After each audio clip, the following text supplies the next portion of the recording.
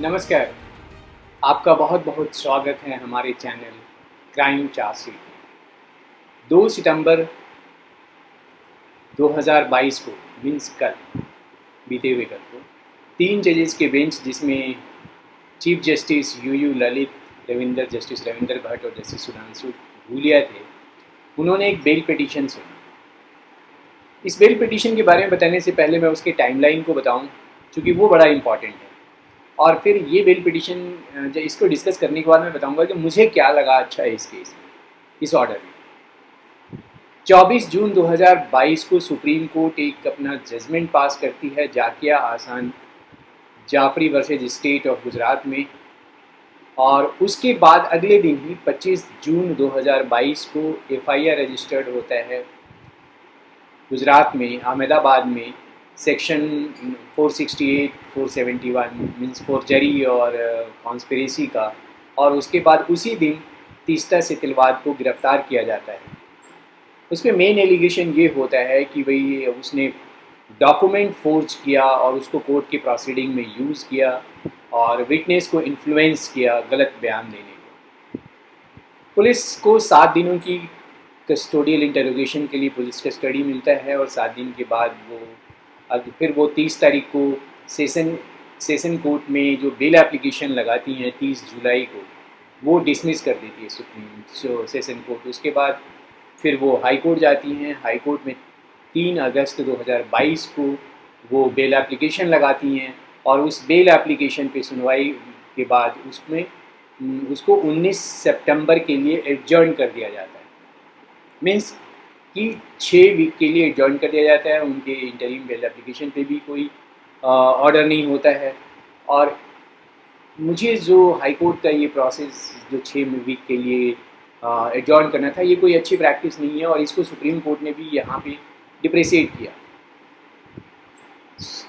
Petitioner की तरफ से आर्ग्यू कर रहे होते हैं सीनियर एडवोकेट कपिल सिब्बल। उनका ये कहना था कि जो एलिगेशन है उससे कोई केस नहीं बनता और पिटिशनर के फेवर में स्ट्रॉन्ग प्राइमा फेसी केस है।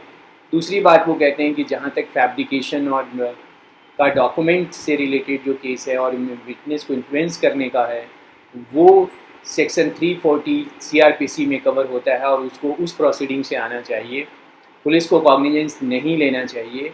और जहाँ पे सेक्शन 340 आती है का जिक्र होता है, वहाँ पे सेक्शन 195 सीआरपीसी में जो बार क्रिएट किया गया है कि कोई भी कोर्ट कॉग्निजेंस नहीं लेगी, उसके बारे में भी जिक्र किया। अब वो पिछले 2 महीने से, जब ये बेल पिटीशन सुना जा रहा था, उसमें पिछले 2 महीने से वो कस्टडी में। स्टेट की तरफ से, स्टेट ऑफ गुजरात की तरफ से तुषार मेहता हैं, सीनियर एडवोकेट भी हैं और सॉलिसिटर जनरल हैं। उन्होंने जो सबमिशन किया, सबसे पहला ये किया कि भाई जो बेल एप्लीकेशन अभी भी हाई कोर्ट में पेंडिंग है, तो इस कोर्ट को, सुप्रीम कोर्ट को अभी इस पर सुनवाई नहीं करनी चाहिए। उन्होंने डॉक्ट्रिन ऑफ इलेक्शन की बात की कि अगर कोई व्यक्ति किसी एक फोरम को चूज़ कर लेता है तो उसको दूसरे फोरम को चूज़ करने की आज़ादी नहीं होती है, जब उसी रिलीफ के लिए।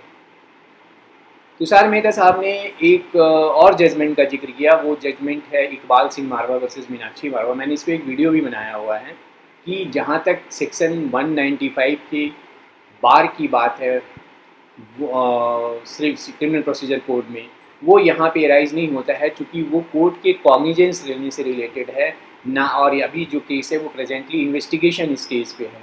तो उन्होंने जो सेक्शन 195 के बार की बात कपिल सिब्बल साहब ने की थी, उसको उन्होंने रिबट किया। ये 2 बेसिक आर्गूमेंट थे। कोर्ट ने बड़े सीधे शब्दों में ये कहा कि जो अपीलेंट है, जो पिटिशनर है, वो एक औरत है, लेडी है और कस्टडी में है 25 जून 2022 से, और 2 महीने से ज़्यादा हो चुका है। और जो ऑफेंस है, जिस ऑफेंस के लिए उसको कस्टडी में लिया गया है, वो बेसिकली 2012 में से रिलेटेड है। और जो एफआईआर में जो जिक्र किया गया, उस ऑफेंस का जिक्र 2002 से रिलेटेड है। और ख़ासकर जिस कोर्ट प्रोसीडिंग की बात की जा रही है वो 2012 में हुई थी।